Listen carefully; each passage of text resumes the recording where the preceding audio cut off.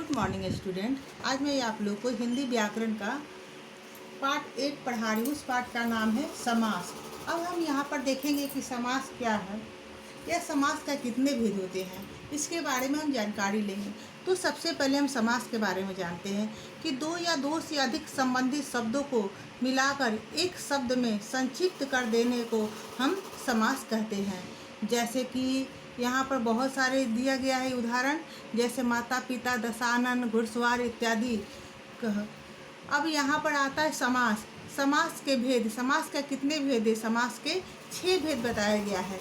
जैसे पहला तत्पुरुष समास, दूसरा कर्मधारय समास, तीसरा द्विगु समास, चौथा द्वंद्व समास, पांचवा अव्ययी भाव और छठा बहुव्रीहि समास।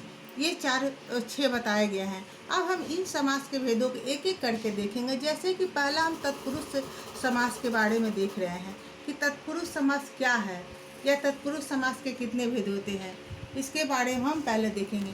तो तत्पुरुष समास है। तत्पुरुष समास के यहाँ पर 6 भेद बताए गए हैं। या तत्पुरुष समास क्या है? जिस समास में दूसरा पद प्रधान हो उसे हम तत्पुरुष समास कहते हैं। इसके भी अब 6 भेद है।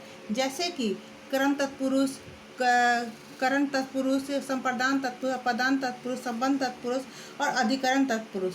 अब हम यहाँ पर देखते हैं जैसे कर्म तत्पुरुष में क्या है, इस समास में कई कर्म कारक की विभक्ति को का लेप हो जाता है।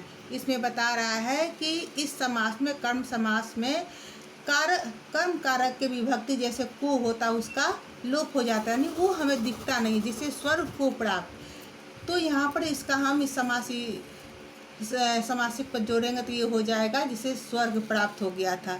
उसी तरह करण कारक में, इसमें समास पदों के बीच में करण कारक की विभक्ति से या के द्वारा का लोप हो जाता है। जैसे रेखा से अंकित, यानी यहाँ पर हो गया रेखांकित।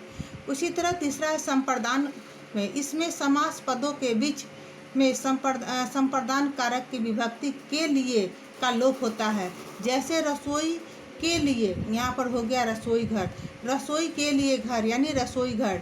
अपादान, इसमें समास पद में अपादान कारक की विभक्ति से का लोप हो जाता है। जैसे भय से भीत यानी भयभीत हो गया। उसी तरह संबंध का है, इसमें समास पद के संबंध कारक की विभक्ति का के की का लोप हो जाता है। जैसे घर का स्वामी यानी गृह स्वामी, जैसे पवन का पुत्र यानी पवन पुत्र। अब आता है अधिकरण। अधिकरण तत्पुरुष, इसमें समास पद में अधिकरण कारक की विभक्ति में पर का लोप होता है। जैसे घोड़े पर सवार यानी घुड़सवार हो गया। इसी तरह से अब हम पढ़ेंगे कर्मधारय समास। कर्मधारय समास क्या है पढ़ेंगे? जिस समास का दूसरा पद प्रधान हो और दोनों पदों में विशेष या विशेषण का या उपमेय अपमेय का संबंध हो, उसे हम कर्मधारय समास कहते हैं। जैसे क्या है, चंद्रमुख है यानी चंद्रमा के समान जैसा मुख होता है उसे हम लोग चंद्रमुख कहते हैं। उसी तरह से अब यहाँ हम लोग पढ़ेंगे द्विगु समास।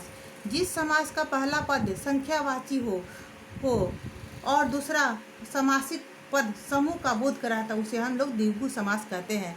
जैसे द्विगु समास में है, जैसे चौराहा यानी 4 राहों का समूह हो गया। समास विग्रह करेंगे तो इसका हो जाएगा 4 राहों का समूह। अब आता है द्वंद्व समास। जिस समास में हम दोनों पद समान हो वह द्वंद्व समास कहलाता है। जैसे राधा कृष्ण गुप्त, और यहाँ पर राधा कृष्ण हो गया। जैसे इसको हम समास विग्रह करेंगे तो ये आ जाएगा राधा और कृष्ण आ जाएगा। अब यहाँ पर हम लोग देखेंगे अव्ययी भाव समास। जिस समास में पहला पद प्रधान या अवयव होता है तथा समस्त पद अवयव होता है वह अव्ययी भाव कहलाता है। जैसे कि आजीवन मीन्स हो गया जीवन भर का हो गया। उसी तरह से यथाशक्ति यानी शक्ति के अनुसार। अब हम यहाँ पर पढ़ेंगे बहुव्रीहि समास का। समास का सबसे अंतिम भेद बहुव्रीहि समास है।